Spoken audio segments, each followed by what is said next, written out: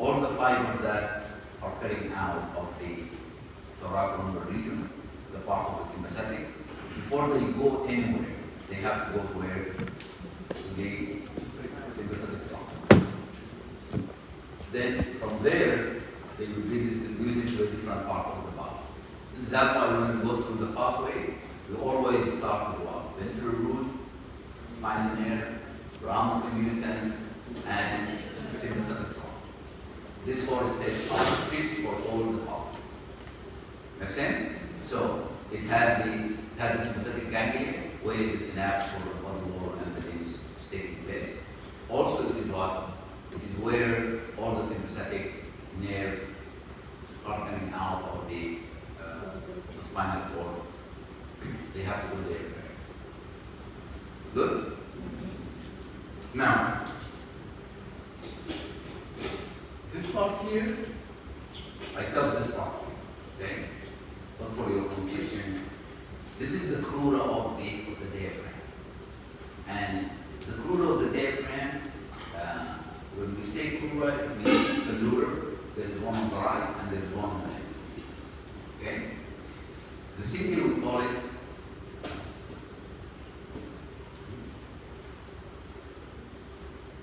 crus. Okay? There is one on the left. This is the crus. And this is where the diaphragm attaches to the body. It is at the level of the kidneys. Okay? So this is the crus of the diaphragm. That means what? This structure here is what?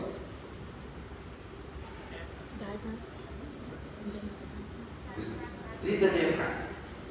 Okay, this is the diaphragm itself. This is the crus of the diaphragm. This is where the diaphragm, if I want to lose this back, okay, I cut it from here. This is the crus of the diaphragm. This is how the diaphragm attaches to the outer body wall. It is at the level of the kidney, which means at what vertebral level? At the lumbar region. Okay? Now,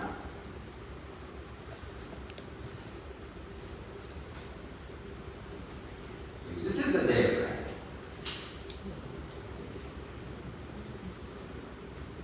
this is, oh, you can't see that well.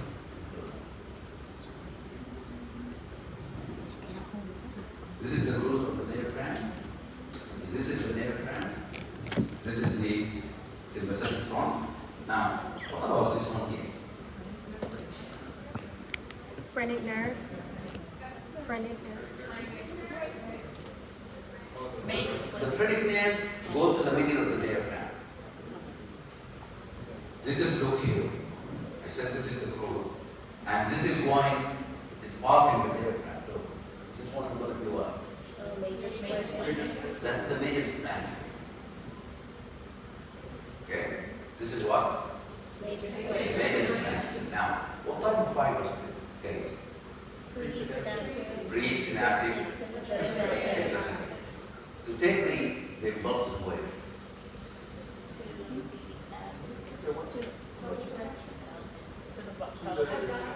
The major splanchnium. It takes the impulsive wave. What part of the abdomen? To the celiac mesenteric ganglia. Correct?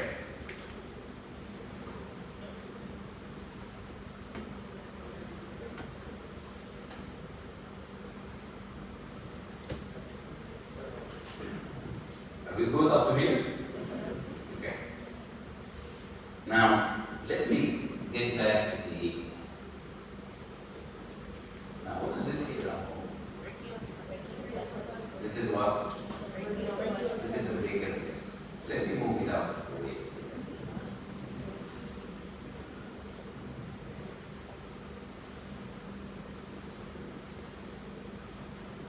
And this is the Cervical thoracic. thoracic. Now, let me do just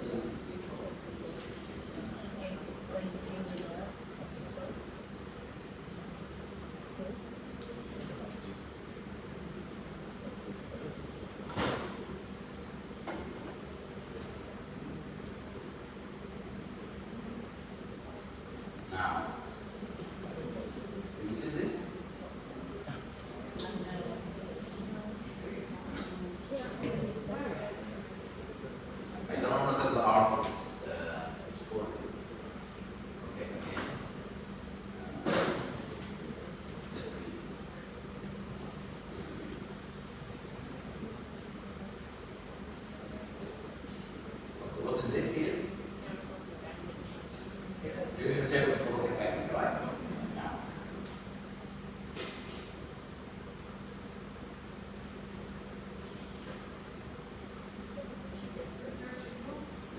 vestibular nerve. Okay, it's coming out of the cervicothoracic. Now, what is the function of the vestibular nerve? One person. Not this someone else. Not someone else. Yes.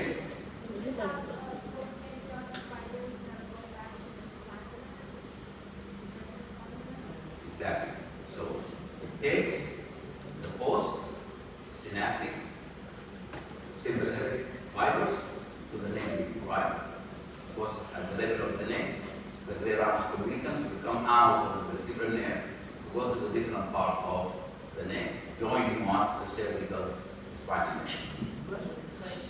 Yes? Repeat what?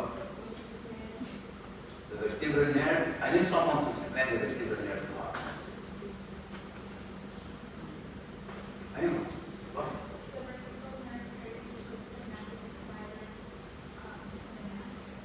What type of postsynaptic? Sympathetic. Sympathetic.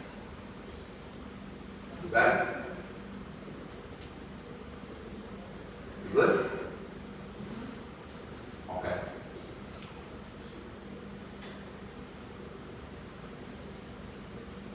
Now,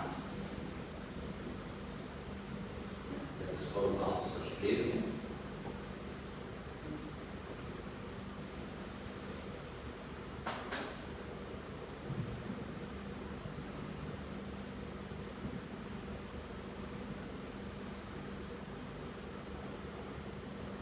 This is not clear. Okay. Now, what does this here? Middle cervical. That is the middle cervical ganglia, right? What is the function of that then? Synapse for the blood. Someone else? The middle cervical ganglia, what is the function of that ganglia? Yes. It's just for the rest of this, so either synapse there or at the cervicothoracic. I didn't ask about the cervicothoracic. I asked a very specific question. Give me a very specific answer. A synapse for the thoracic viscera. Full stop. Okay? I asked about the middle cervical, you give me the middle. You don't need to mention the cervicothoracic. I didn't ask about that. I asked the middle cervical, the synapse for the thorax. Full stop. 3 words. This is good? Now, are you with me, guys? Now,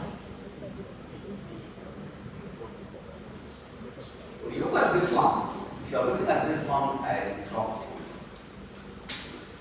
Which one? This one. White is it? It is, has what? Cranium. And the cranial one has what? Has cranial part and so it has to be what? The left. How the right one is different than this? It has 4 lobes, right? Cranial, caudal, and vesicles. Okay.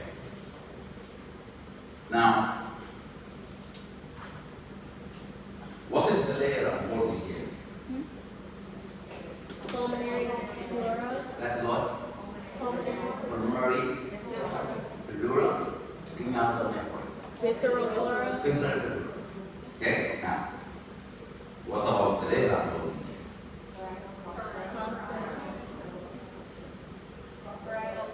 Parietal, costal, Pleura. pleura, right? I said this is the diaphragm, right? What is the layer of body? Give me the full name. Parietal. Parietal, Diaphragmatic. diaphragmatic, Pleura. pleura, right? Now, give me the layers of the thorax. Like if you want to enter the thorax, all the way from the outside, give me all the layers until you get to the visible pleura. Skin? No.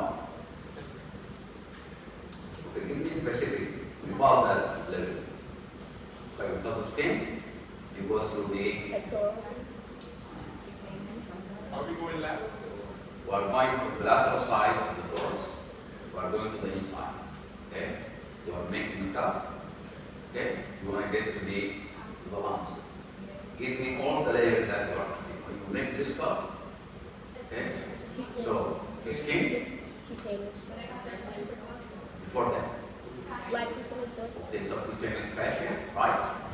External, external, external intercostal, internal intercostal, before that. Which one? You say the skin, okay, so cutaneous tissue and fascia, external intercostal, internal intercostal, number 5. Before the parietal lobe. Endothoracic fascia. Okay, deeper to the endothoracic fascia, then what? The costal parietal pleura. Then you have what? The visceral pleura. Don't forget the endothoracic fascia. Okay, I need someone to give me that.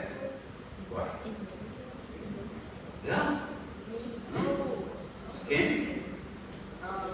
Yeah, it's not difficult. It's just different layers. So, skin, subcutaneous tissue and fascia, external intercostal, internal intercostal, and endothoracic fascia. After that, this one. I will say this one is what? No, not intercostal. We already got that. This is the parietal, costal, pleura, right? And then we get to what?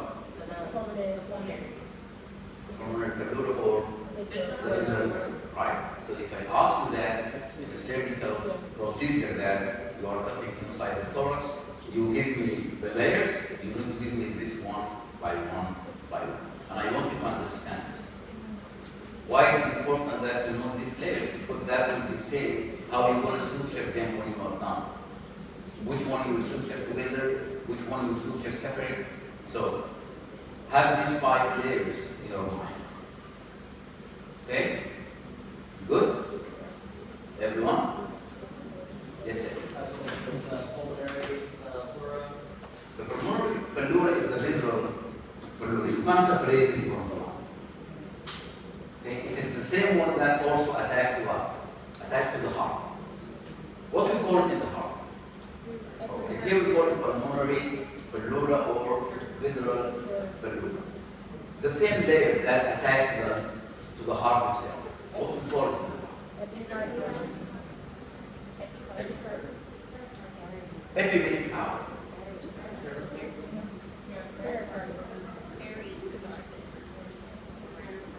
Is what?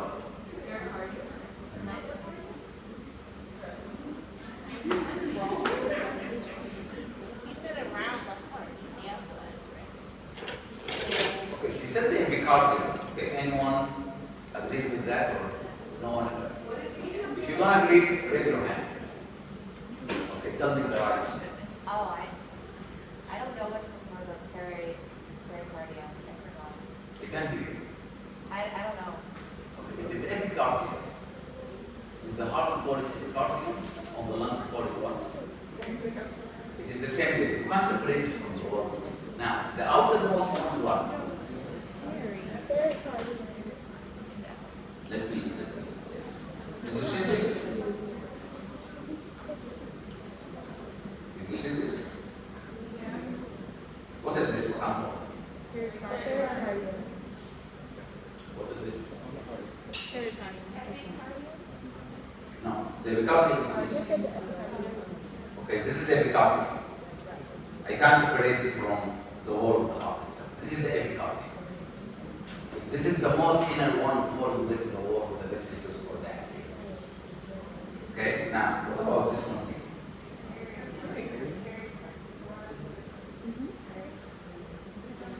What I'm holding in my hand?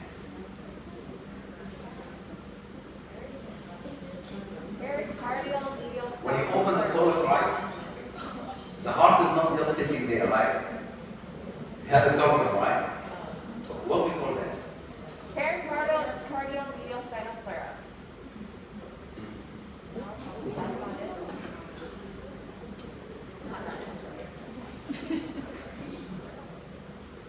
what?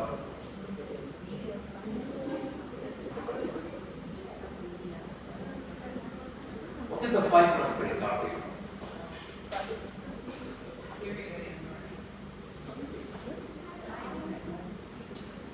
How many layers are here?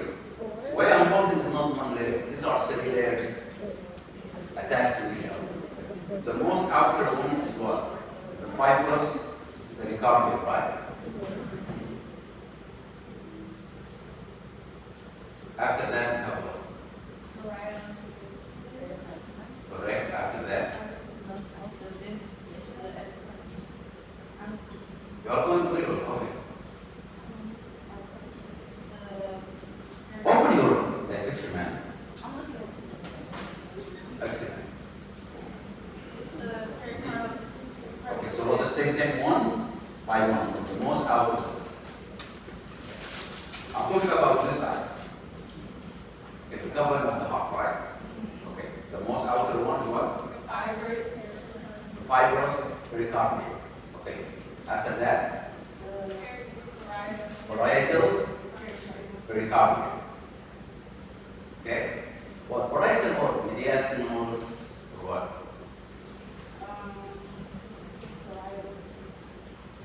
Okay, after that,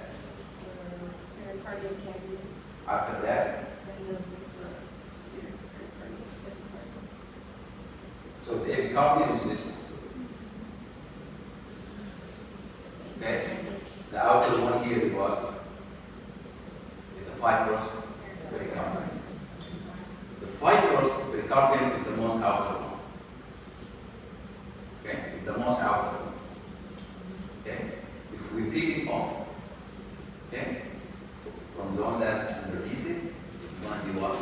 The parietal pericardium. So it is just like this is the fibrous one, this is the fibrous pericardium, and this is what? The parietal pericardium, the heart is here. Okay, so we have what? Fibrous pericardium, this one here, and one is parietal. After that we have what? The serous pericardium. Then the one that attacks the heart itself is what? Epicardium. Now, once we are in the heart, do you see that?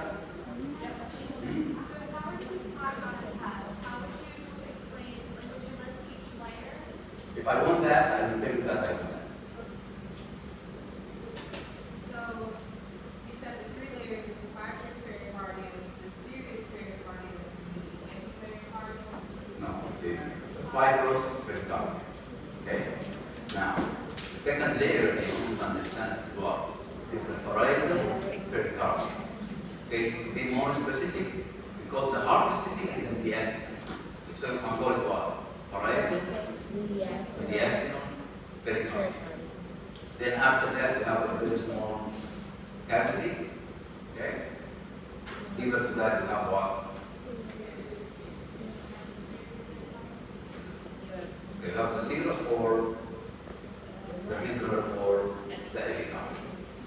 I see what it is. But all these 3 layers are completely fused. Okay, so if you want to see them, you need to peel them one by one. Okay, and for you as veterinarian, we don't know how to surgery yet. Okay, your surgery in the thorax is very confined. Tumors, you need to remove them, or you need to remove a lung, or remove a lung. Okay, that's what we do at the of the thorax in terms of what? Surgical intervention.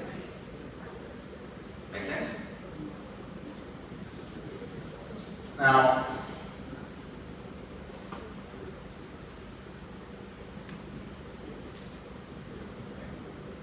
you with me guys? Yes. So, we definitely conscious of the area, middle cervical ganglia, out of the median cervical ganglia. Look at this nerve. Okay. This is the heart. Because this is the body, okay? And this is the heart. It's like this. This is the heart, okay? This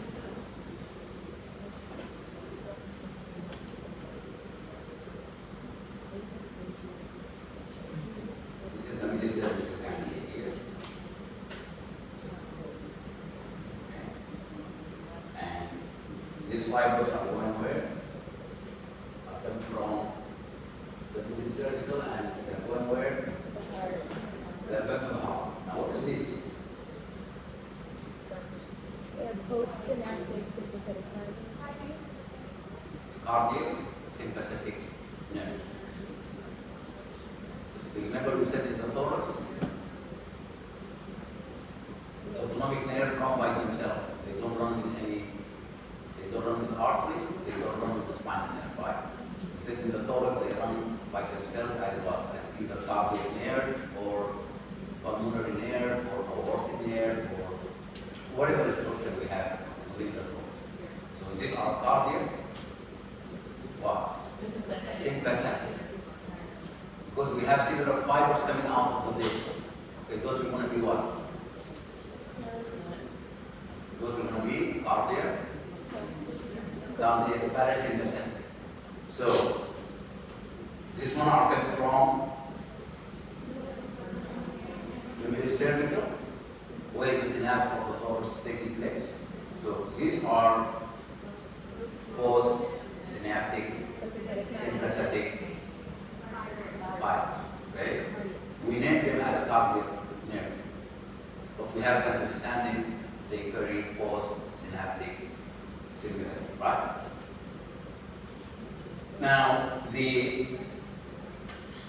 from the medicervical ganglia, the sympathetic will be continued at the level of the neck as well. What do you call this? That is the vagosympathetic trunk, right? And it has fiber going to the head, right? Those fibers, those are sympathetic fibers, right? Now, the sympathetic part here we call it what? Cervical sympathetic nerve. Okay? So, when you see this term as cervical sympathetic nerve, you understand these are the fibers within the vagosympathetic trunk, right? Now, sympathetic fibers here, or the cervical sympathetic fibers, they go where? They go to the cranium, cervical ganglia, right? To synapse over there, to go where? To the head. And from the cranial cervical ganglia, they run with what?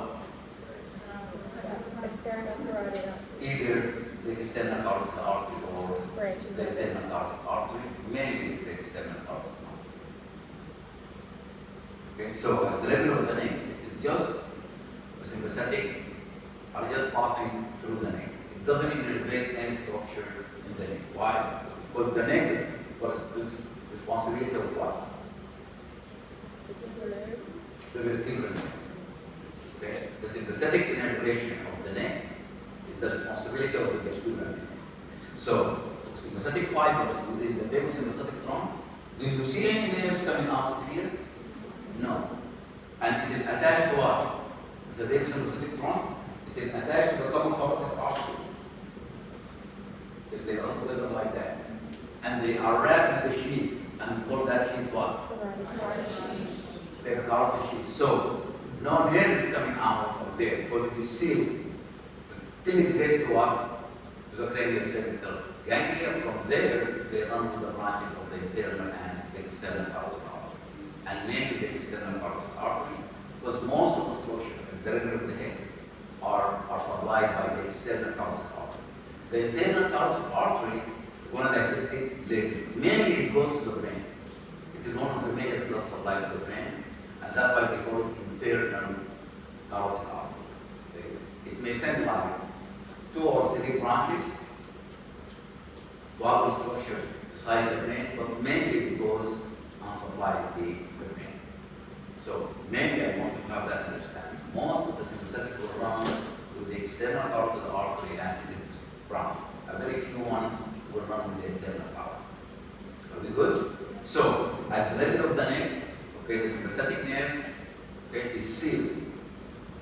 It's completely covered. Okay? It is attached to the vagus to form the vagus sympathetic trunk, and both of them with the common carotid artery also they are covered with the sheath, which is the carotid sheath. So at the level of the neck, all the sympathetic is coming from the vertebral nerve. The vertebral nerve is the sole responsible for the sympathetic innervation to the brain. You good? Yes. So in the vagal sympathetic trunk, is it safe to say that the only sympathetic fibers are presynaptic? Okay, they are. Because these are the fibers that are going to the head.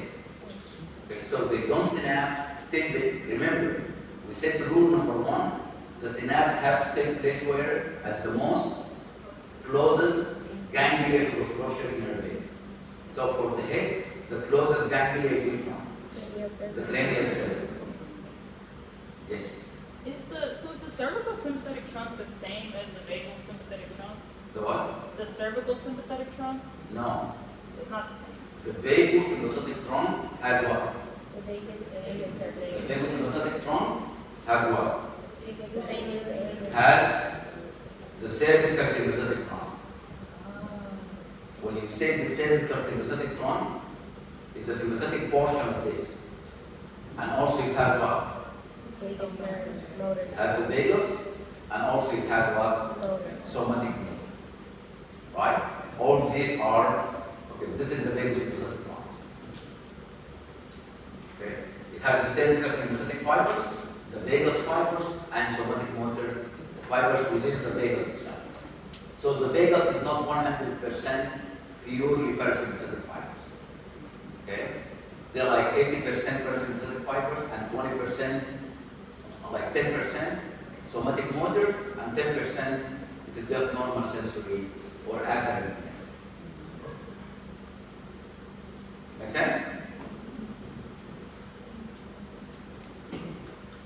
So now, okay. Give me what type of fibers is this? The vagus sympathetic trunk.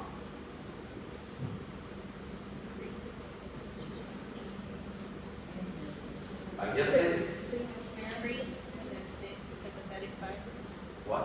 Presynaptic sympathetic fiber. Presynaptic sympathetic fibers plus Presynaptic and parasympathetic. presynaptic parasympathetic fibers plus Somatic motor. somatic motor fiber. Okay? Now, as the level of the middle cervical coded to that, okay, this one here, what is this one here?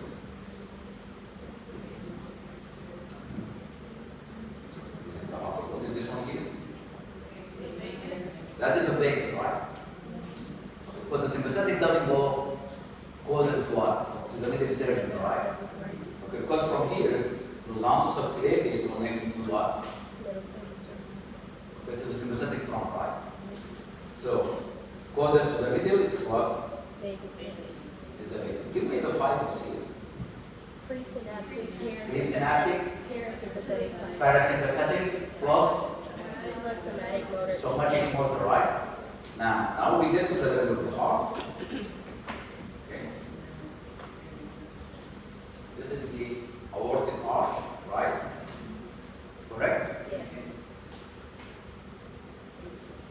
The nerve that is coming out here, what is this?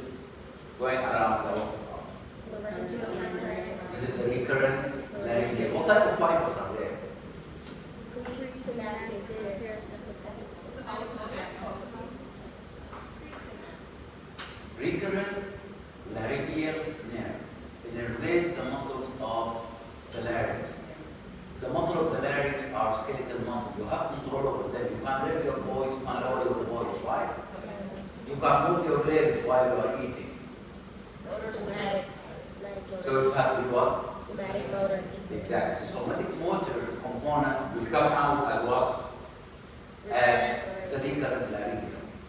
The left one will go around the aortic arch to go back to the muscle of the larynx. Okay?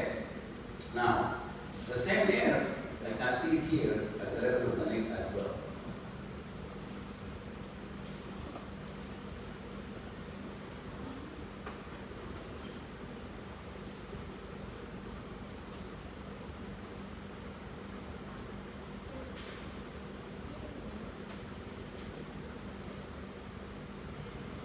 This one here is what? This is the trachea.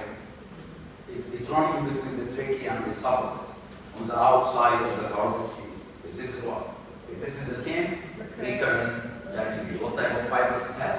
Somatic motor. Somatic motor. What is the function of the recurrent? To carry Nerve. the larynx. The larynx. Okay, it is on the name. Recurrent laryngeal. It goes to the larynx. It innervates the larynx. The muscle of the larynx are skeletal muscles. So, what type of fibers in this one? What? Somatic motor. Somatic. Now, okay, so these are coming out of the legs, right? Here. So, what is this here?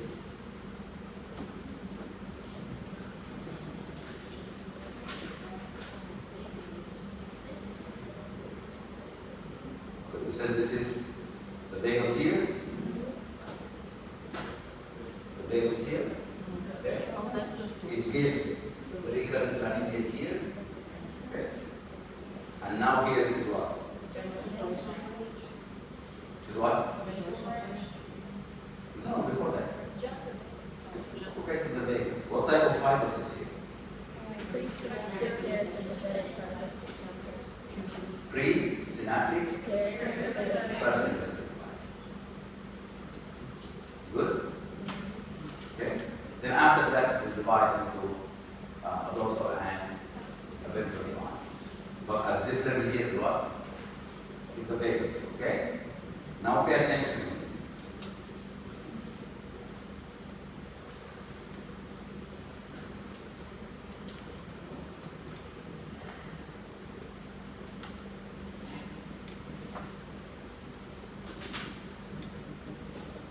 This is the heart. This nerve is going to the heart. This one. This one. See that? Okay, what is this?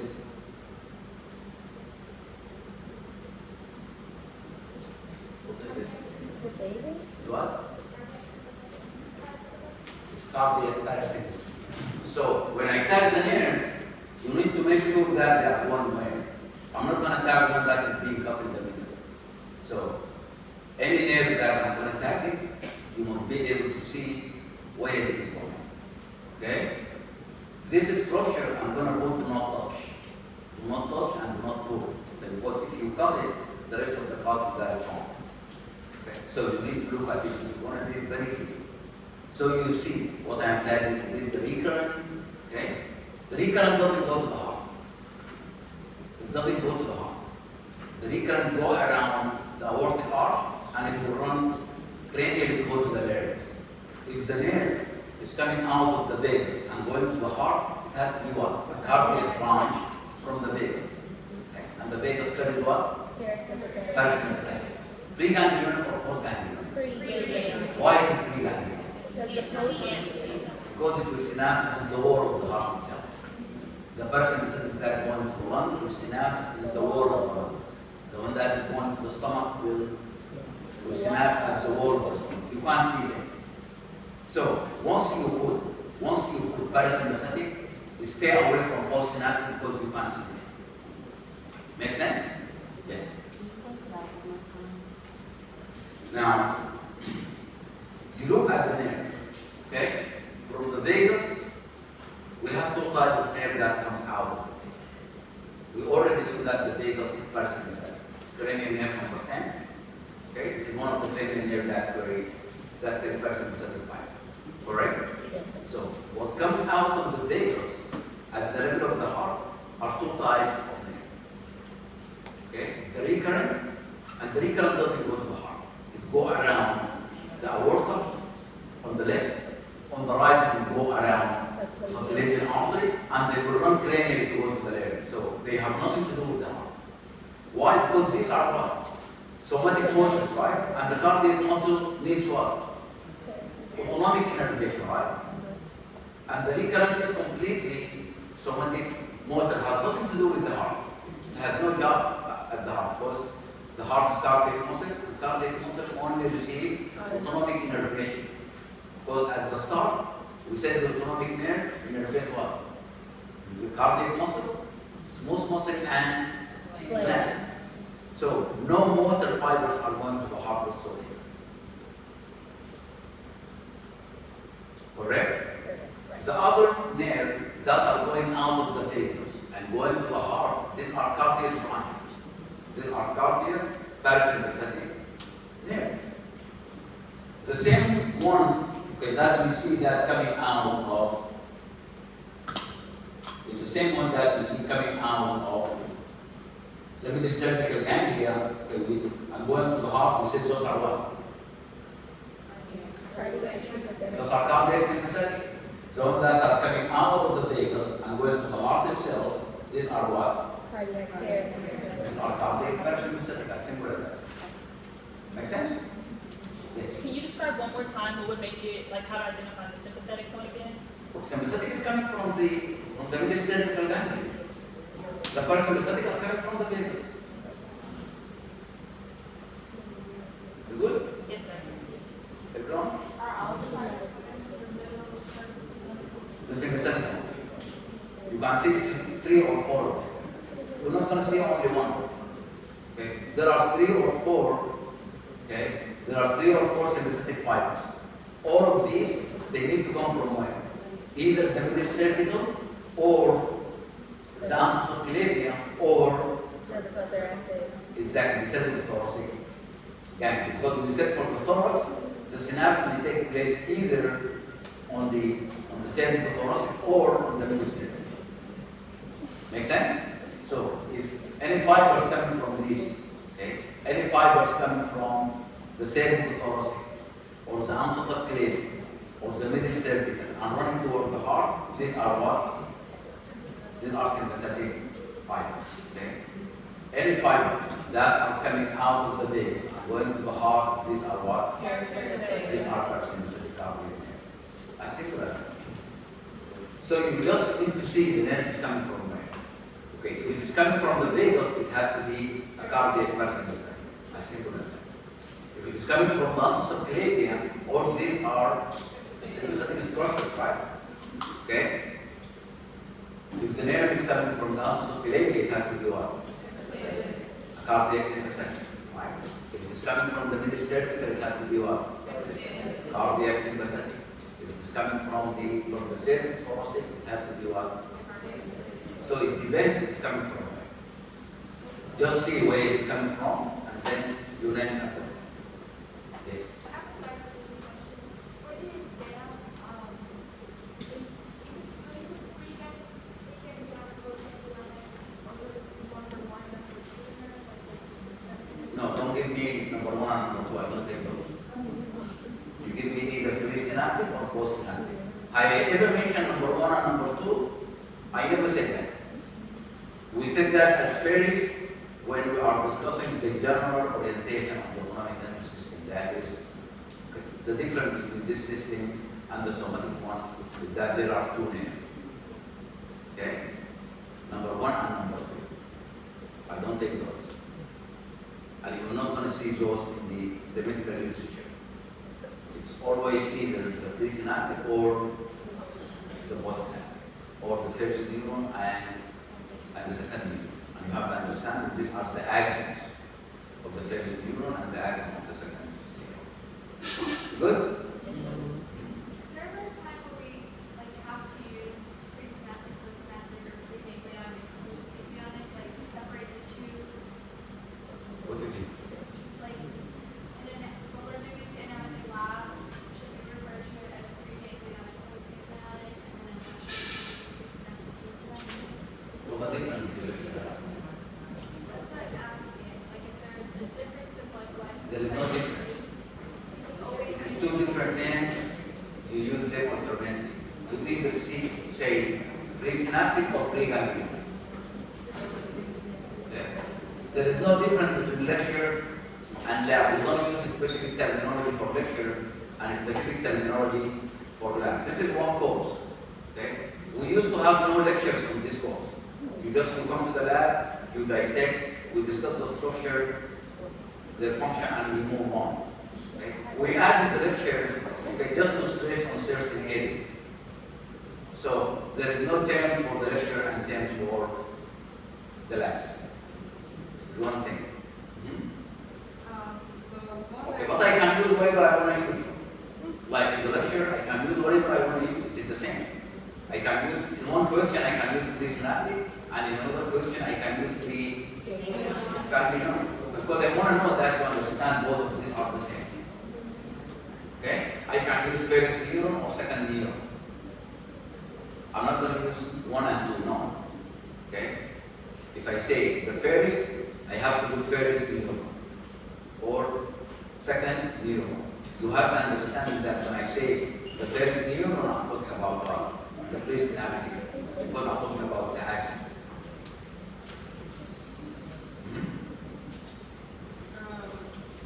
Going back to the vagus nerve, at any point, there should not be any sympathetic fibers coming out of the vagus.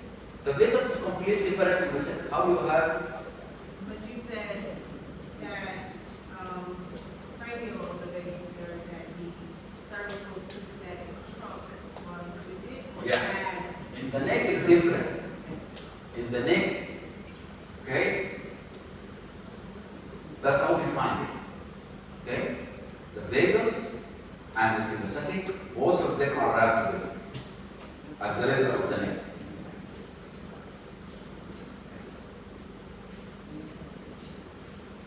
So, these are completely two different nerves. There is no interaction between them. They don't change fiber. They don't share fiber. Okay? The vagus, the parasympathetic, the sympathetic is completely sympathetic. If they don't change fiber, they don't interconnect. They just run together and they are wrapped together. Okay? So, is this clear? What was Whitney's question? Our question is like the neck, we refer to it as vagus sympathetic. So if that means that there is sympathetic fibers coming out of the vagus, so it's not. It's just at the level of the neck, both of them are wrapped together. So it would just have the somatic, afferent, motor. Those are part of the vagus itself. Okay, the vagus itself, it has like 80%, like 80% parasympathetic fibers, like 10% motor, and like 10% So the vagus, so the vagus itself does have both properties. The vagus itself does have both sympathetic and parasympathetic. It just depends on what level they're at.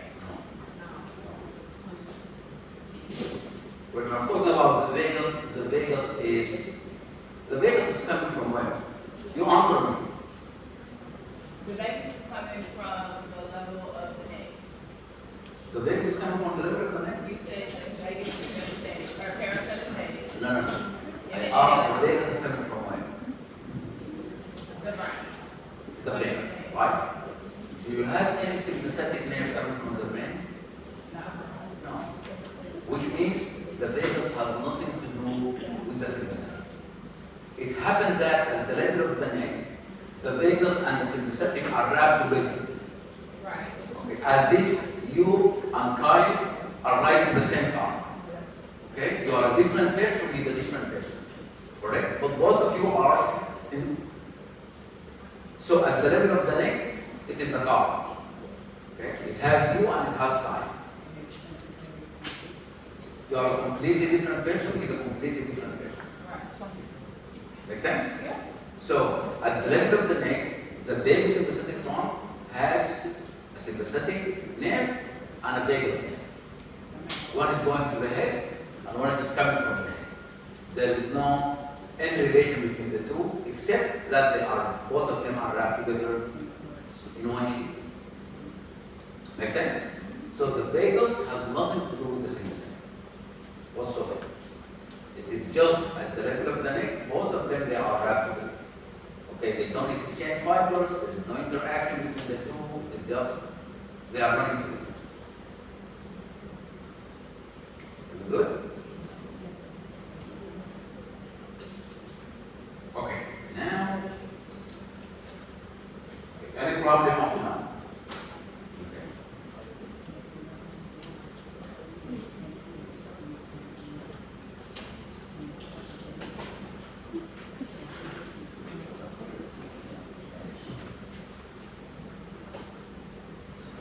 Okay, let's go to the heart.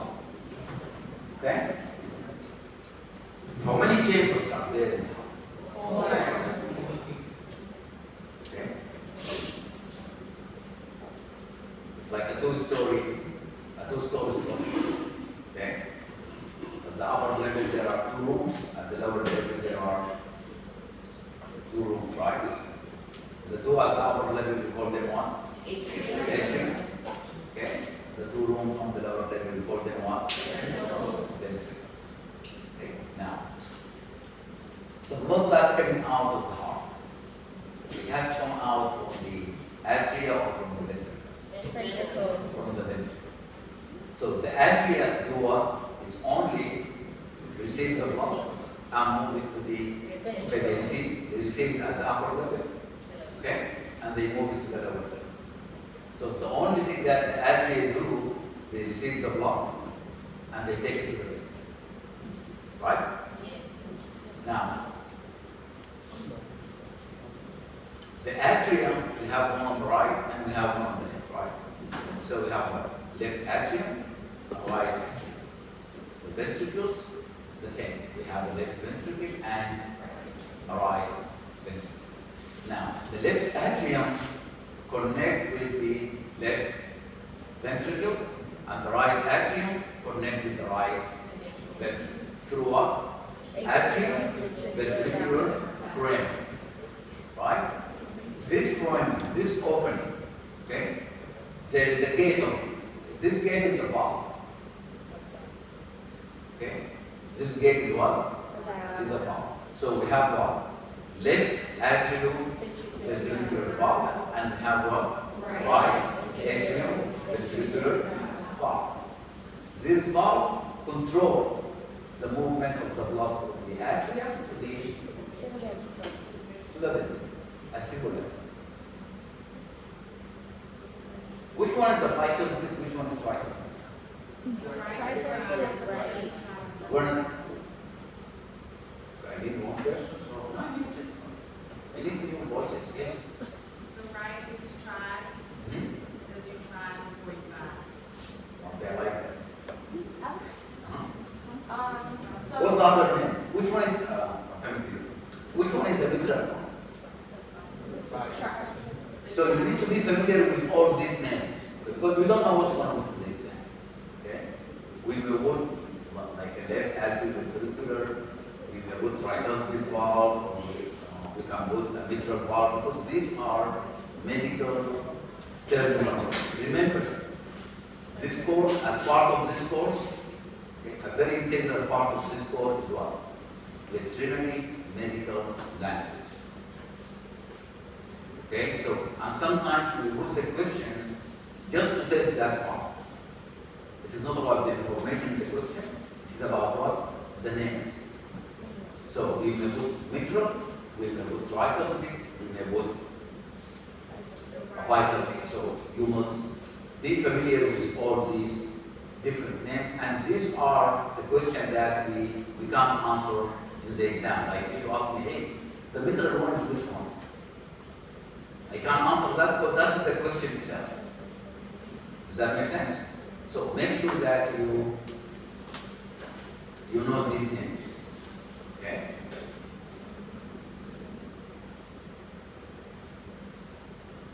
Now, Is it called trying by the number of cuts? exactly. It depends on the number of cusps. Now, any structure that I put out here, not to make the lab buildings good. You put them here for what? For you, okay? Because each one of these, it will show a very specific areas. So each one of these are open in a different way, okay?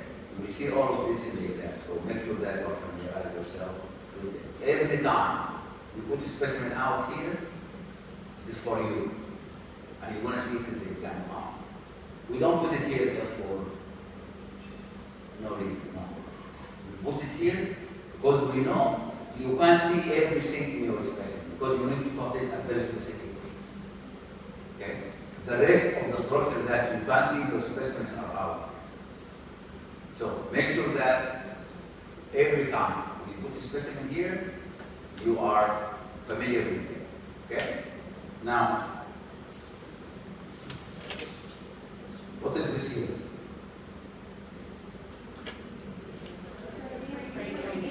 Cranial. What is the function of the cranial? One question, so we all.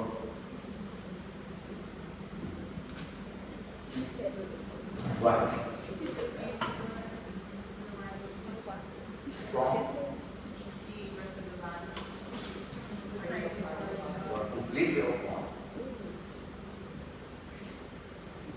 What's the name of the blood vessel?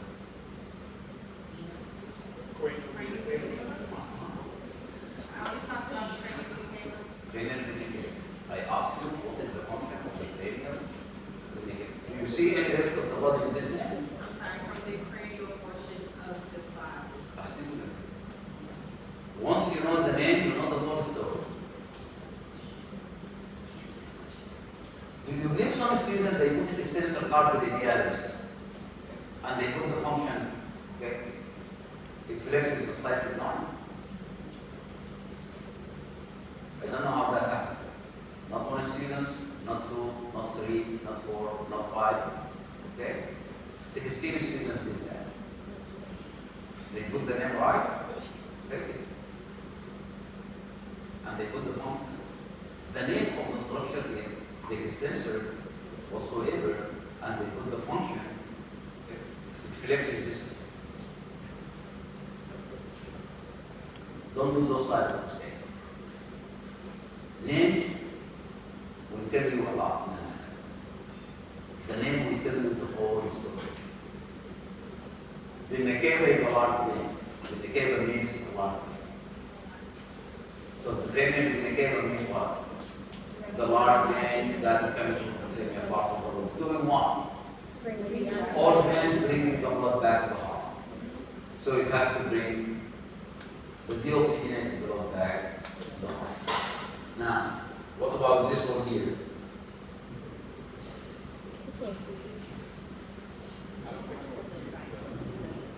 The lungs and the liver. Yeah. And the organ in the cavity is doing what? Bringing the deoxygenated blood from The column part of the body to the heart. Don't ever put a vein and tell me it's supplied with this scientist. That means you're completely off point. Veins never supply. Veins are a drainage. They take the blood from those structures to the heart. So veins do what? Do drainage. Arteries supply. So if you put this is the azygous vein and supply the dorsal part of the thorax, you are completely off point because that is the function of the dorsal intercostal arteries. So don't ever put vein and tell me that is supplied with this arteries. Pay attention to this because this is, I have to give you everything wrong because for me, you don't understand what veins are, what type of blood they are. Okay? Yes. So is that even consistent for the pulmonary artery and the pulmonary vein? Those are the exceptions. Those are the exceptions. Can you restate that, Casey? Every time you mention veins, don't write the supply veins and the supply veins. Because veins actually, they bring the blood from those areas. They don't supply them. They drain it. Okay? so don't put, okay, this vein and the function of it is supplies this and this and this. No. I can't be lenient in this kind of mistakes. Okay, because it tells me that you don't know what veins generally do. If you put an artery, it supplies blood. Veins, drains. Or take blood away. Put whatever you want to, just let me understand that you understand. So stay away from supplying blood with veins. Now, yes. Doesn't vein just mean to the heart and artery means away from the heart? Correct. Regardless of the type of blood they are carrying. Okay?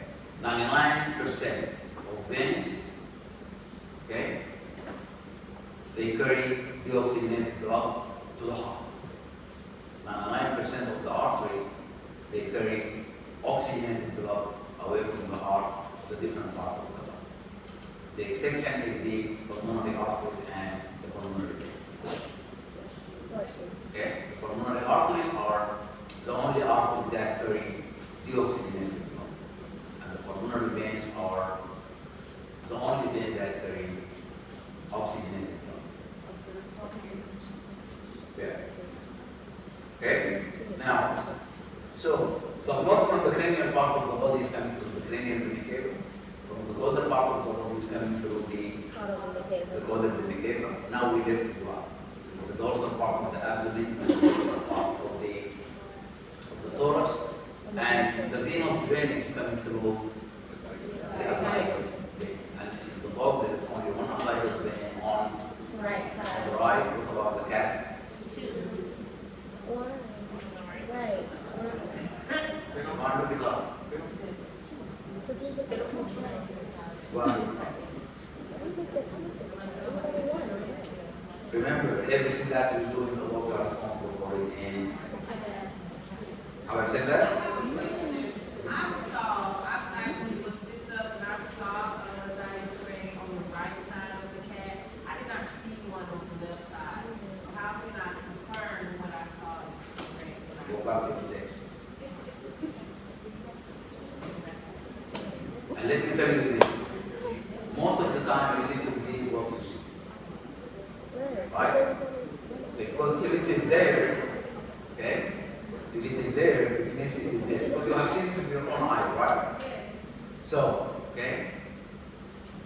Always don't look at one cadaver.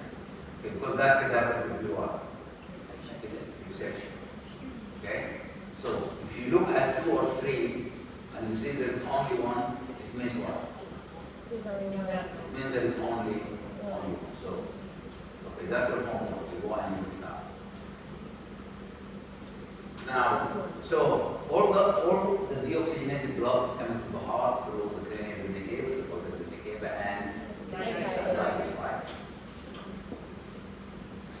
Now, do we lift anything out? Yes. What was it then? The science. Explain to me. It's where the deoxygen. Now we lift what? The heart itself, right? Because the heart itself, it has a venous drainage, right? Correct? Now, how the heart supplies itself? With arterial blood. Come on, guys. The coronary arteries. The coronary arteries. And do you see the coronary arteries? Remember, the heart, it takes the blood everywhere in the body, right? So the first thing that the heart needs to do is to supply itself. So the first branches that are coming out of the aorta are the left and right coronary arteries. Those are the first ones, not the greatest fan. The first artery that comes out of the heart, of the aorta, are the coronary artery. The heart needs to feed itself before it feeds anyone else. You have one on the right, you have one on the left. These are the first branches. So if I ask you what is the first branch that's coming out of the heart, don't tell me that it is the brachial cephalic. It is not. Why you can't see that origin? Because it is within the wall of the heart. Okay? They are coming from what? The ascending aorta, aortic arch, descending aorta. The ascending. So the ascending aorta is the first part of the aorta. You can't see it because it is within the heart. It gives the major two branches to the heart itself, the left and right coronary artery. The one that you see,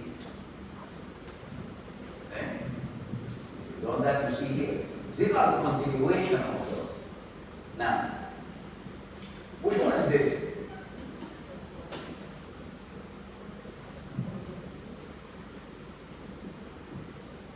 Which one is this? It's a coronary artery. Remember, we have two. Okay? We have the left and we have what? Right. Which one is this? What part of the heart is this? So that's the left ventricle, right? Okay? So this one is going to go up.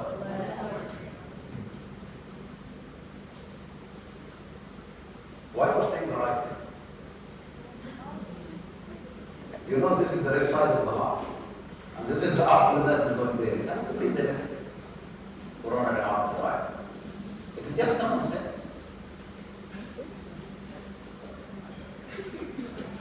Right? And you said this is something we cannot see in our dog. You can see it. Your dog has them. But I'm not going to be as beautiful as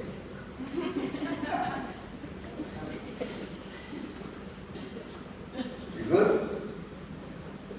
So, now, what is this here? Coronal interventricular groove or sulcus. Okay? Groove on sulcus means a depression.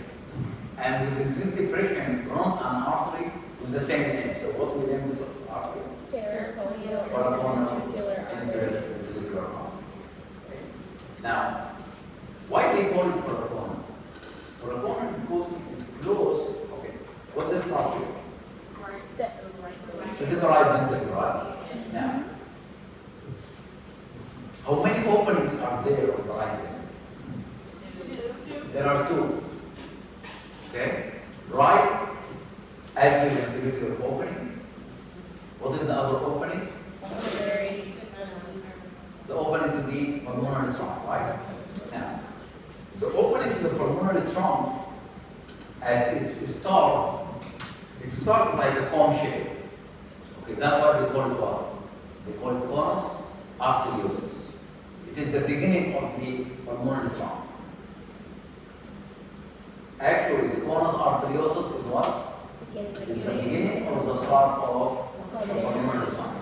So, they call this groove a periconal, which means what? Close to the conus arteriosus. To differentiate it from the other one, which they call it what? Subsinosal, because it is below, it is not below the coronary sign. So, this one is the subsinosal, this one is what? Periconal interventricular. Now, the opening of the conus arteriosus, or the opening to the pulmonary trunk, it is where on the right atrium, right? Or atrium. Now, what about the opening on the left ventricle? How many openings are there? Two. One for the left atrioventricular, and the other for the aorta. Okay? Now, so let us go back. We said the heart, first of all, it supplies itself with what? With the left and right coronary. Right? Now, the heart starts working from the 5th or the 6th week of pregnancy. And it is pumping then. So it's a muscle that's working all the time. So this arterial blood supply is bringing what? Nutrients, oxygen, all that, right? symbolic activity will take place, then you need what? You need a venous return, right? Because this heart we're going to lose all the oxygen, all the nutrients, and the deoxygenated blood, very low levels of nutrients, need to be taken by veins, right? Yeah. We call them what? We call them cardiac veins, right? Now, all these cardiac veins drain into a large vein, we call it the great Cardiac vein. Great cardiac vein. Exactly, great. Help me out, but you went through this in lecture, you dissected the heart or through yourself. Okay? Now, the great cardiac vein, we said all the blood needs to come to which chamber, to which room? To the right atrium. All the deoxygenated blood from everywhere in the body needs to come to the right atrium. The one from the cranial part of the body will be coming through the cranial vena cava. The other part of the body they need to come through the vena cava. From the dorsal abdomen and thorax they need to come through the arthritis. From the heart itself needs to come through from the heart itself. Great cardiac vein. From the great Cardiac. cardiac vein, the opening of the great cardiac vein within the right atrium in order to Coronary the coronary sinus. sinus. And it is very easy to find. Just to find the opening of the coronary vena cava, it is big. Okay? Just the opening close to that line is the coronary sinus. So how many openings we have in the right atrium? We have 4 or 5. We have what? Cranial vein. Cranial vena cava, coronary vena cava, the conus, the coronary sinus, and now the ascites. The ascites sometimes it opens in the right atrium, and sometimes it opens in the cranial vena cava. Okay, so we don't know for sure about that. Like in some dogs, it opens on the cranial vena cava, in other, it opens in the right atrium. Good? Good? Now, how the cranial vena cava is formed? What form of cranial vena cava?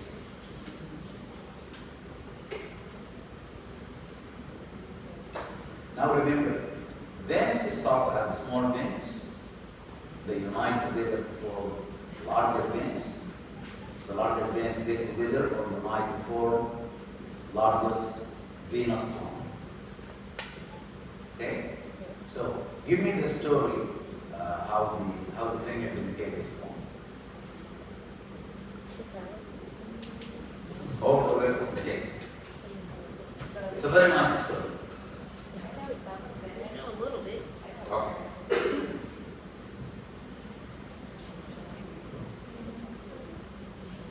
See this? This is a maxillary vein. And this is the lymphation. Lymphation because it goes to the lung and goes to the face. Okay? So you join together to form one. External. The external jugular vein. The external jugular vein unite with the subclavian to form one. Brachycephalic. Brachycephalic from the left side unite with the brachycephalic from the right side to form one. The cranial vein. Can you spell that one more time, please? I'm not going to repeat that. Okay. You dissect this and it's not difficult if you have known this.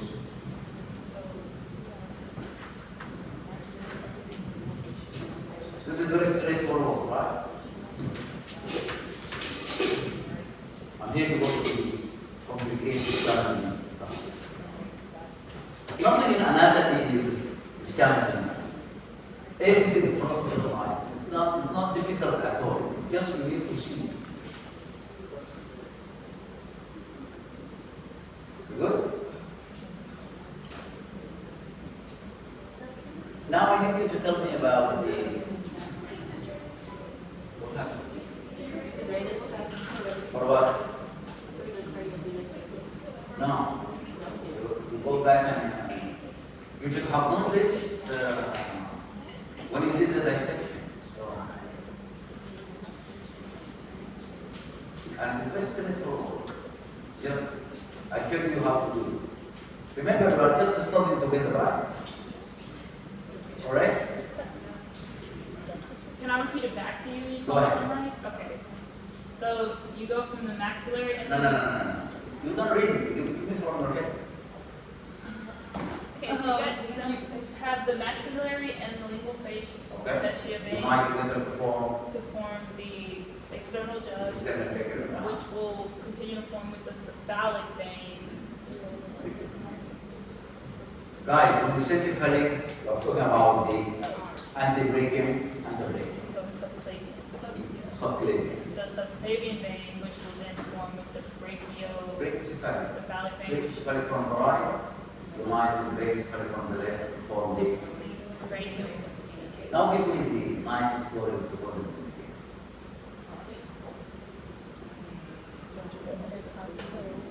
We done with the cranial indicator, right? Okay, so the cranial indicator, look, is bringing the blood from the maxillary and the linguofacial, bringing the blood from the head, right? Correct? So subclavian is bringing the blood from the forelimb. Right? So when we say it bringing the blood from the cranial part of the body, we're talking about the head, the forelimb, and the neck, and the cranial part of the thorax, right? Now I need the story about the caudal vindicator, because the story of the caudal vindicator is more interesting than the cranial. The cranial one is very difficult. Hello? The hepatic portal vein? The hepatic portal vein? Goes into the caudal vein. It starts from the beginning. The caudal vindicator brings the blood from The caudal part of the body. the caudal part of the body, which means namely the what? Abdomen. Abdomen, Pelvis, pelvis, Highlands. hind limbs, right? And the caudal part of the thorax as well, right? Now, the interesting story is within the abdomen, right? Through what vein? I want you to So we don't have to worry about those like. the caudal vindicator runs all the way from the caudal part of the body, the caudal part of the pelvis, and it joins with veins from everywhere in the body, from behind veins, from the pelvis. All of this will drain to the caudal vindicator. Now, when we get to the abdomen, the story needs to be a little bit different. Why?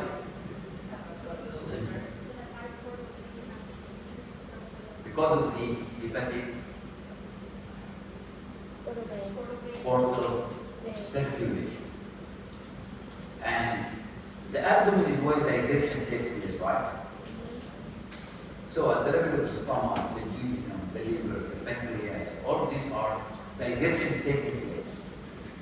The problem with digestion is like the body breaks down the good stuff and the bad stuff. There is a waste. Now remember, all this venous blood needs to end where? Right. At the right Atrium. atrium. You don't need to take any bad stuff to the heart. It's disastrous because if the heart stops, we are done, right? Correct? So, the body needs to make sure that the blood is coming back to the heart as well. It is toxic free. Now, what is the major organ that do the detoxification? The liver. So, the blood before it goes to the caudal vindicator that goes to the heart. This blood needs to be detoxified, and that is the responsibility of the portal circulation. So all the veins from the large intestine, from the small intestine, from the stomach, from the spleen, from the pancreas, from the duodenum, all these veins will come together to form one large vein. We call it the portal vein.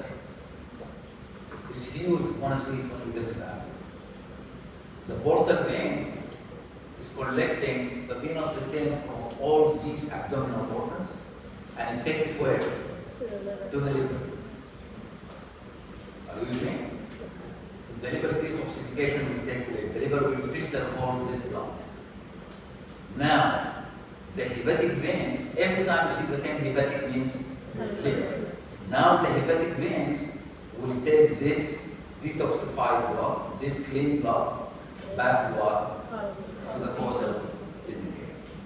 So, if you want to see the hepatic veins, the only way that you can see them, you need to open the caudal vein to see them opening there. If you want to see the hepatic veins, you need to open the caudal vein when it runs through the liver to see the hepatic veins opening inside the caudal vein. From there, the blood will go to the right atrium. That is as simple as what is the portal hepatic circulation is. And very simple as that. Okay, you have gastric veins from the stomach, you have colic veins from the large colon, you have rectal veins from rectum, you have pancreatic veins, you have splenic veins, you have jugular veins, you have iliac veins. All these veins will drain to a larger vein, we call it the portal vein. Which means the portal vein, you only see it where? In the abdomen. It goes from the abdomen and it ends where? At the liver. Liver probably. No, at the liver. At the liver. It has not. The portal vein has nothing to do with the caudal vein again. It takes this blood rich on to the liver. Okay? So you only find the portal vein within that. Okay, you don't see it anywhere else. And this orientation, you don't see it anywhere else, right? You don't need to see that in the limbs, right? You don't need to see that in the pelvis because there is no digestion as those structures are. So the venous blood there is what? It is low in oxygen, but it is what? It is clean blood. The only thing that it is the level of oxygen is very low. Make sense? Any problem with portal circulation? As simple as that. It is just you are taking the blood, the venous blood, with high toxics, the liver, will clean it, it will bring it back to what? To the caudal vein cava. The caudal vein cava will bring it back to the right atrium. Now it comes to the right atrium. Okay, you have blood coming from the caudal vein cava. We have blood coming from the cranial vein cava. We have blood coming from the heart itself through the coronary sinus. And we may have blood coming from the dorsal part of the body, which is the abdomen and the thorax through the esophagus, right? Now, this blood is coming to the right atrium, correct? Now, remember this is venous blood, right? It's clean, very low in oxygen, right? So, this blood will not go from the right atrium to the right ventricle, right?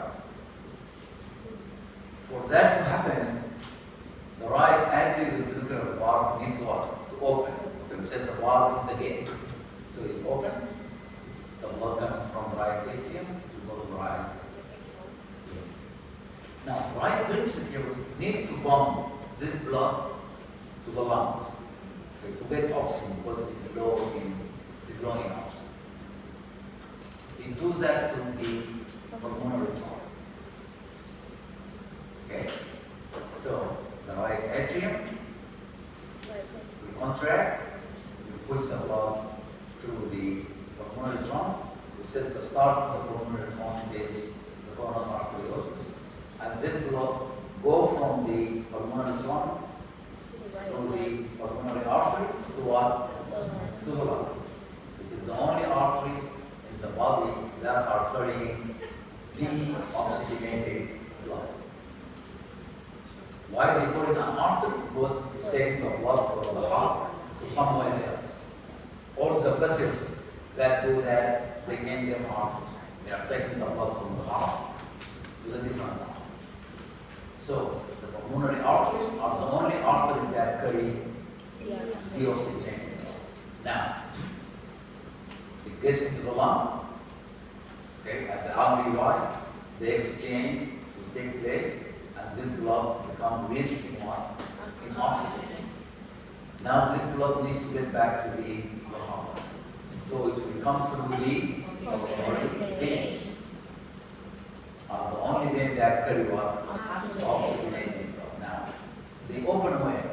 Which chamber? Which room? Left Left atrium. atrium. From the left atrium, the ventricular part will open, and the blood go to the left Ventricle. ventricle.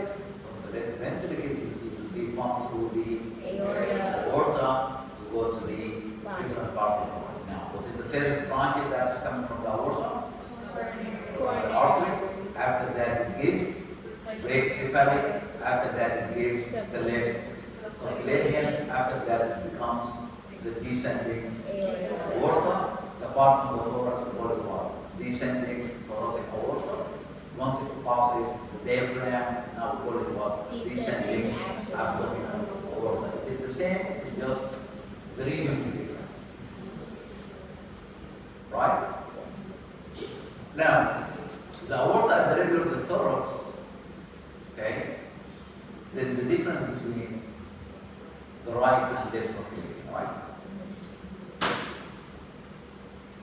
At the level of the aortic arch, the brachycephalic artery is coming out, right? It is the heart.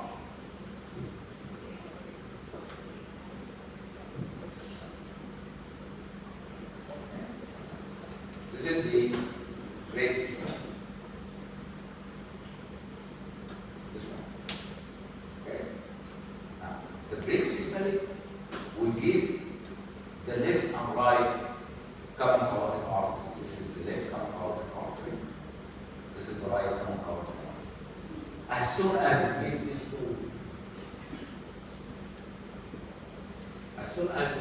two branches, the name came from brachycephalic to what? Right subclavian. The name will change from what? So, the right and left common carotid artery are coming from the brachycephalic. As soon as the brachycephalic gives these two, then the continuation of the brachycephalic, we don't call it the brachycephalic anymore. Now we call it what? The subclavian. Now, the subclavian has major four branches. Vestibular, goes to the neck, goes to cervical, look at the name, costal, ribs, cervical, neck, internal thoracic, superficial septum. Let us see this.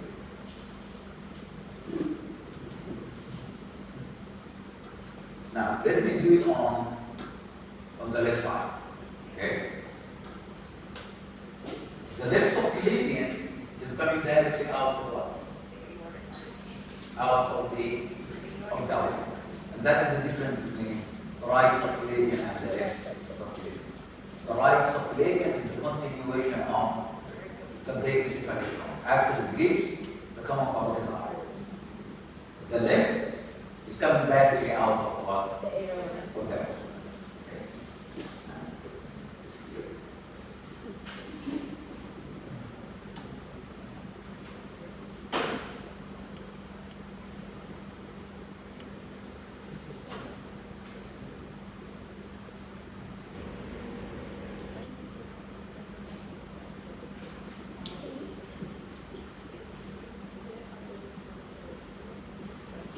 Now,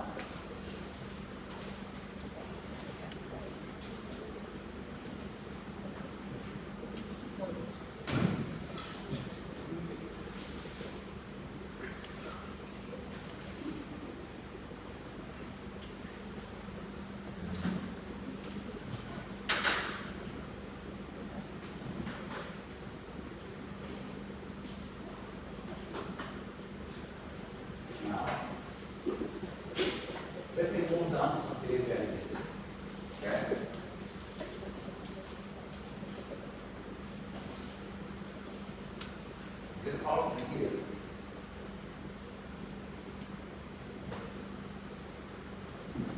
Can you see that? From here. Okay. This is the vertebra, and the vertebra will go to the neck. Okay. After the vertebra, it gives the costal cervical.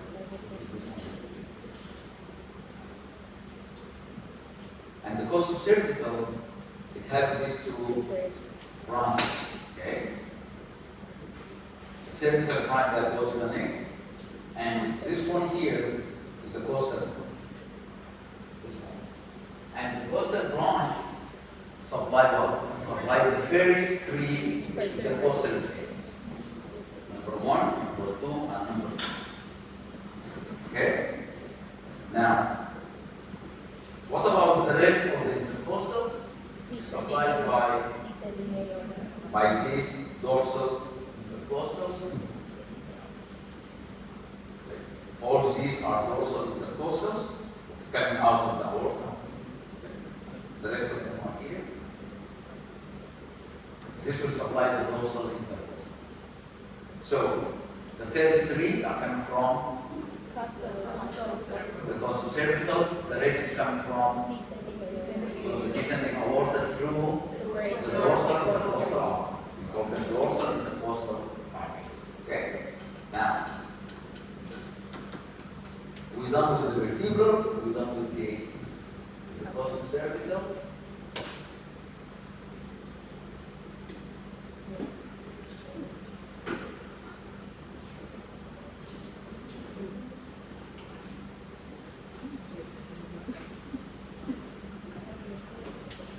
After that, we get the internal thoracic. And the internal thoracic will run on the ventral aspect of the intercostal spaces underneath this muscle here. This is the internal thoracic. It runs underneath this muscle. We call this muscle what? The transverse thoracic. Okay? Or the transverse muscle of the thorax. It runs on the ventral aspect. Okay? This is the internal thoracic artery, which give rise to what? To the ventral intercostal artery. The dorsal intercostals are coming from the descending aorta. The ventral intercostals are coming from the internal thoracic. They anastomose in the middle. They anastomose in the middle here. Anastomose means what? They interconnect to supply the same area. So, if the ventral intercostals are blocked, still the intercostal spaces, they will continue to receive their arterial blood supply through the dorsal intercostal and vice versa. Now,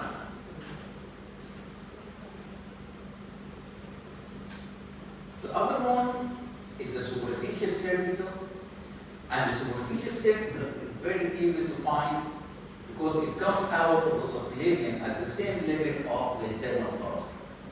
The internal thoracic is coming from the ventral aspect.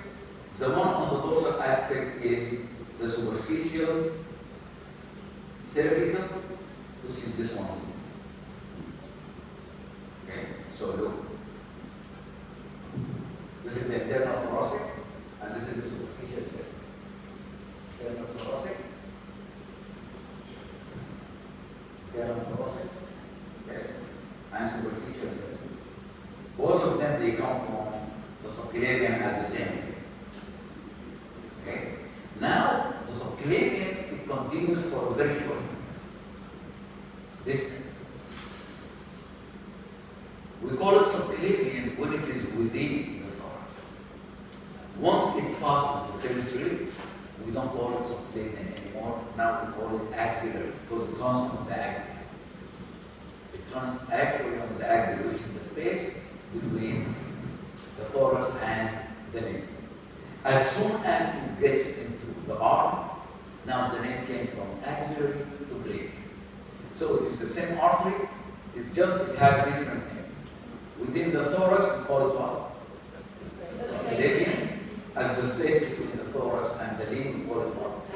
Axillary. As soon as it gets to the limb, we call it what? Brachial artery because it is at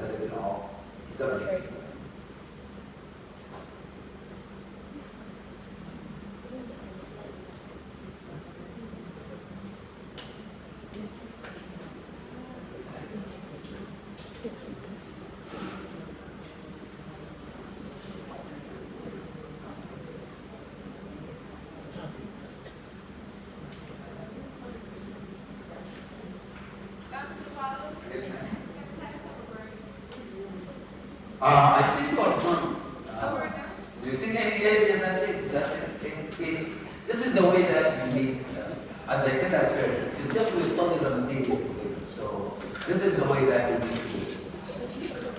Okay? Any area that you want me to go through? Yes, ma'am. Can you go back over the carotid and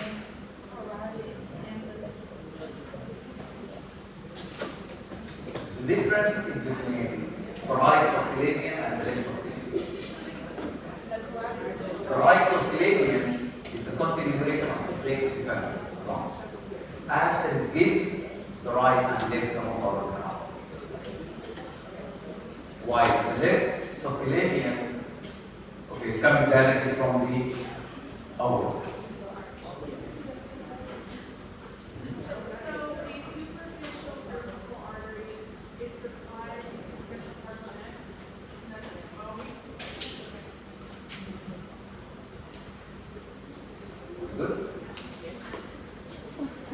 You can do this, right?